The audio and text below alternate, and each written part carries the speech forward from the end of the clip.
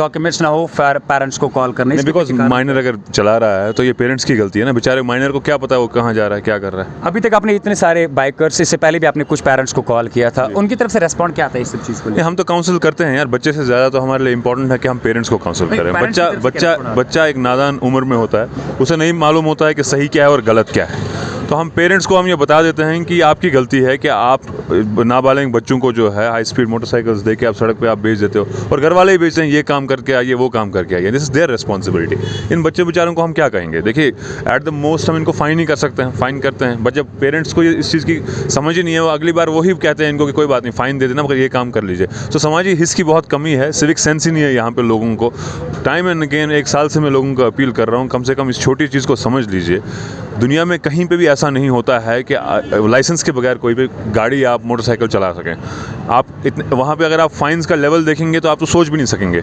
यहाँ पे रियायत बरतने के बावजूद, काउंसलिंग करने के बावजूद, लोगों को एजुकेट करने के बावजूद, अवेयर करने के बावजूद, घर घर तक हमने ये पैगाम पहुँचाया, डिफरेंट मीडिया से पहुँचाया, रेडियो से, अखबार से, प्रिंट इससे, इलेक्ट्रॉनिक मीडिया से, इंटरनेट से, तब भी यही चीज़ें देखने को मिल रही हैं। It's very unfortunate. आप तो आदिल साहब, आखिरकार आपको क्या लगता है कि कैसे ये निज़ाम जो है बदल जाएगा? जो ये वायलेशंस हमने लगातार देखा, और रिसेंटली अगर देखें एक्सीडेंट केसेस भी लगातार सामने आ रहे हैं, इतनी सारी अवेयरनेसेस होने के बावजूद भी, जैसे आपने रिसेंटली 1 मंथ का एक अवेयरनेस कैंप भी चलाया, उसके बावजूद भी एक्सीडेंट केस राइज हो रहे हैं, बच्चों ट्रैफिक वायलेशन ज़्यादा देखने को मिल रही है। देखिए एक्सीडेंट्स जो है ये फिनोमिना अब पूरी फिनोमिनन जो है पूरी कंट्री में ही आप देखेंगे, पूरी दुनिया में आप देखेंगे एक्सीडेंट्स हर जगह हो रहे हैं।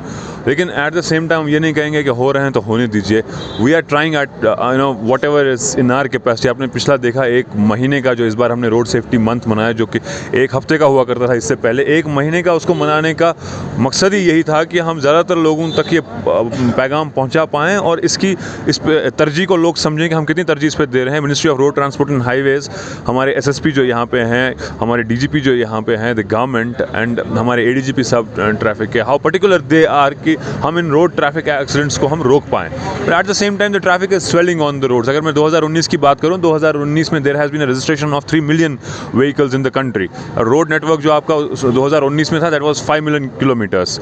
तो अगर व्हीकुलर ट्रैफिक जो आपका है वो एक्सपोनेंशियली बढ़ रहा है, लेकिन इंफ्रास्ट्रक्चरल डेवलपमेंट जो है स्नेल स्पेस पे हो रही है।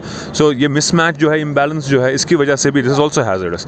और बाकी कई सारी फैक्टर्स हैं। आई थिंक रोड इंजीनियरिंग के हवाले से I am not the right person to be asked this question, but my job is कि मैं कानून को नाफिज करूँ, मोटर व्हीकल एक्ट को इन्फोर्स करूँ और ट्रैफिक को रेगुलेट करूँ। ये मेरा काम है और मैं समझता हूँ कि जितने बेहतरी से मैं कर सकूँ, and every day things can get better, तो उसी चीज़ को दिमाग में रख के वी आर स्ट्राइविंग। लास्ट में जाना चाहेंगे आदिल साहब, आप जानते हैं कि कल एक एक्सीडेंट हुआ है जिसमें जाके एक ट्रैफिक कॉप जो है अपना फ़र्ज़ अंजाम देते हुए एक रोड एक्सीडेंट में उनकी डेथ हो गई। ठीक है, तो आदिल साहब उस चीज़ को आप किस नज़र से देखते हैं सर? देखिए, अब ट्रैफिक कॉप हो या फिर एक आम आदमी हो, जाती तो एक जान ही है। अब in the line of duty वो शहीद हुआ है तो हम समझते हैं कि हमारे पूरे डिपार्टमेंट के लिए सख्त मातम का ये माहौल है कि we have lost a family member. लेकिन देखिए, वो भी किसी की गलती से ही हुआ है, किसी की कोताही से ही हुआ है। अगर वो कोताही ना हुई होती, ट्रैफिक रूल्स को फॉलो किया गया होता है, सेफ्टी प्रिकॉशंस को फॉलो किया गया होता, शायद वो जान ज़ाया या वो उस सानिया को हम होने से बचा पाते। तो इसलिए once again I am appealing people कि please respect the people on the roads. सुबह 8 बजे से लेकर शाम के 8 बजे तक ये ट्रैफिक कॉप जो है सड़क पर रहता है, धूप में, गर्दे में, बारिश में, बर्फ़ में, जो भी हो। तो ही डिज़र्व्स रिस्पेक्ट। आपने उसको इज़्ज़त देनी है, क्योंकि he is at the end of the day he is delivering some services. पता नहीं आप ऐसा क्यों समझते हैं कि वो आपके खिलाफ है, ऐसा कुछ नहीं है। आपको ही राहत पहुंचाने के लिए वो सड़क पे 12 घंटे 14 घंटे रहता है।